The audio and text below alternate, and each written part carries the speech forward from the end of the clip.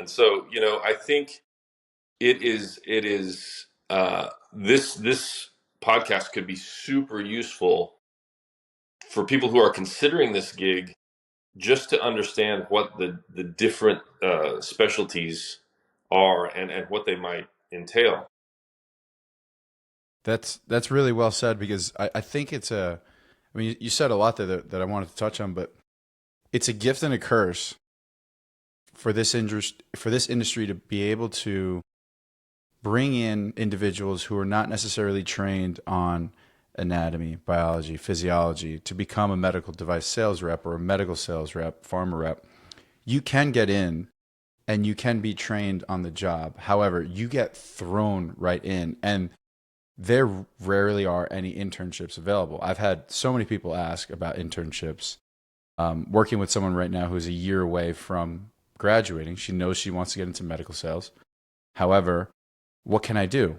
I was like, well, there are no internships, but I can help. And I'm actually in the middle of developing a sales associate role with my company where they're getting trained through the idea of, through the lens of myself, who was a sales manager. Now, we're not going to be going to doctors and we're not going to be going to hospitals, but I'm going to help you get into the mindset of it because that's the best that I can do. Yeah. Again, if you have $10,000 to $20,000 or more and the time to go to a trade school for medical sales, which is rare, but they do well, they will educate you so the step into medical device sales isn't such a plunge. But I that's where you kind of separate the great from the good and those who just don't even make it at all, right? So I feel like it's my job to help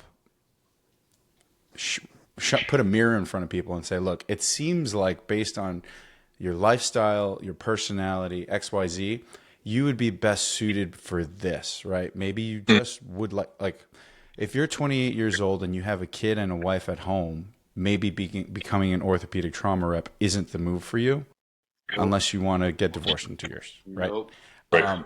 Don't do There's that. there's other opportunities. Maybe sell a stint where you don't have to be in the room all the time or whatever it may be, and making those decisions because there are roles that are imperative that the sales rep is 100% dedicated to what they do.